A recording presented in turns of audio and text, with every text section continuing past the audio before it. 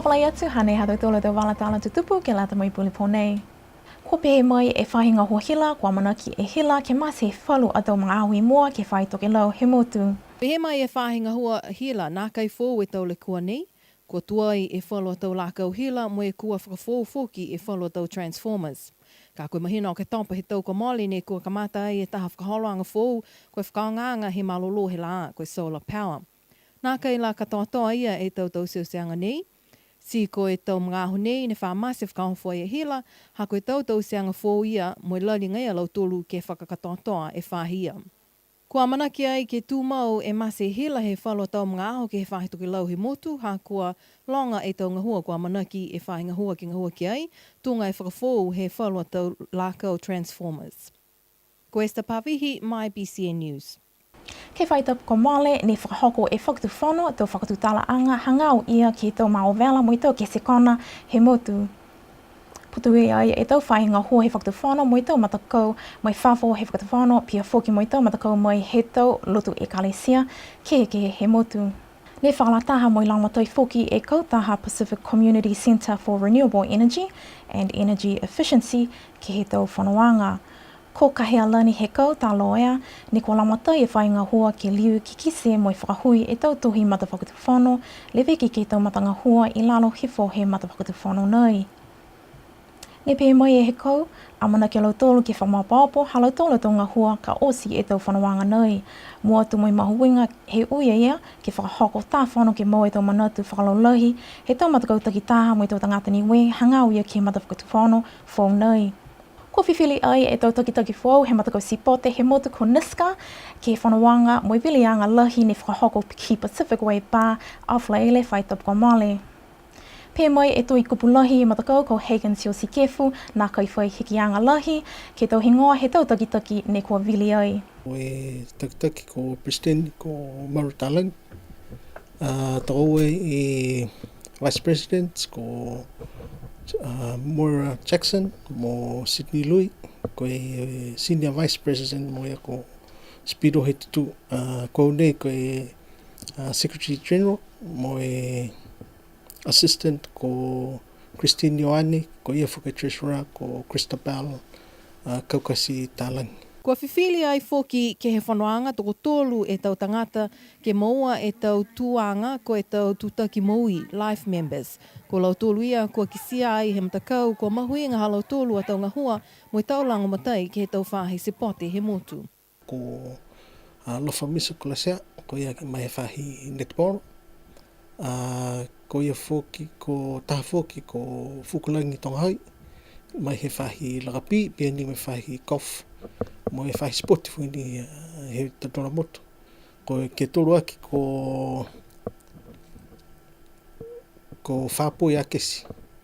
Whiwhiri mai a he mtakau he tau sports, he administration e tō kua lea wānanga hua.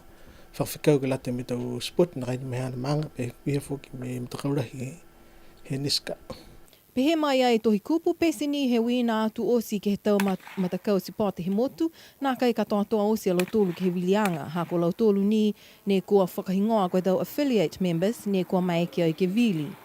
Kua manaki ai e matakau niska ke liwa nono ai ke he tohi whakawe ha lau tōlu, ha kua kisia ki ai nā kai la maopopo ia, mo e tau mana nei ni kua lata ke tau si he tau kua moli ki tua. Kua manaki whoki a lau tōlu ke whakamalolo e tau sipote kua nā kai malolo ke he mga aho nei, mo e lango matai ke langa ki hake tau sipote ia.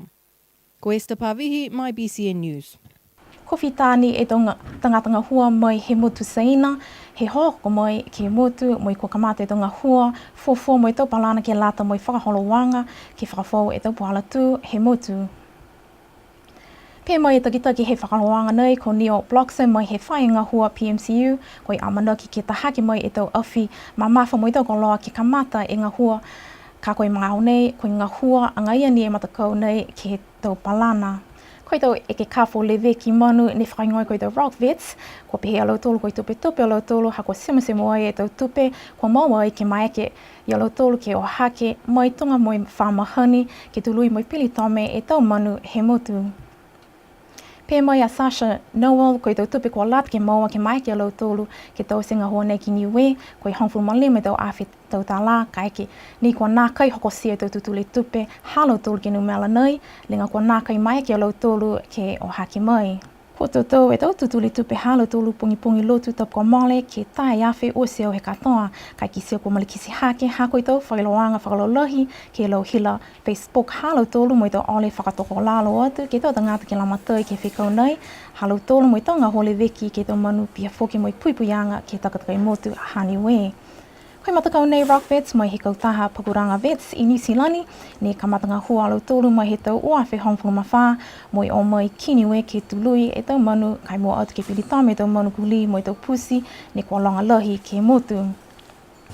Pehe ai a Ray Finley ko ianga lahi tau ngā hua e tau Rock Vets ke motu mua atu ke pilitame tau kuli mo i tau pusi ke tukutuku hiwhi tau numela manu ne nā kai whaikaina mo i o whānau noa ni.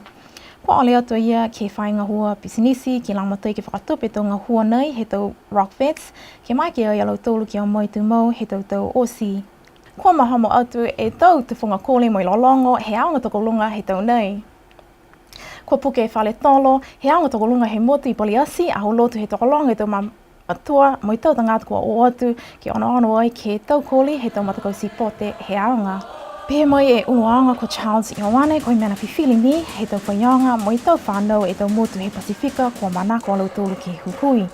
Si whiwhili ai e langakali e motu ko Fisi, whiwhili e pua tau atu lunga kuki Ailani, whiwhili e Kiato e motu ko Tonga, mo i whiwhili ai e Moea e motu ko Samoa. Kua whaka ako e lau tolu ke hongfulu e tau whai tapu he term nei, mo i kua ki sia ki ai e whiawhia halau tolu ke mahomo atu ki mua, e tau lolong mo i tau kuli he tau nei. Nā whamahani ke whakaonga e tau mga huia ke lata mo i tau whigo sipote, kai ko i tau nei, kua whakaonga ai ke lata mo whakako e tau lolongo mo i tau kuli. Ko i tau kua mole atu ki toa, ne whawhakise ni alau tolu e tau te whunga kuli, mo i lolongo Niue, kai ko i tau nei, ku whiwhili e komisi ke whai kehe mai.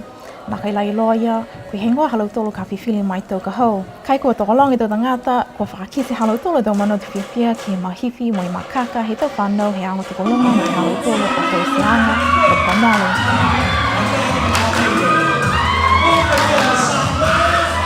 Tēnā atu tolu tau wala tala te tupu ke lata mo i pulpo nei, ato li whilawia pōlotu no na whaa mo i munuina.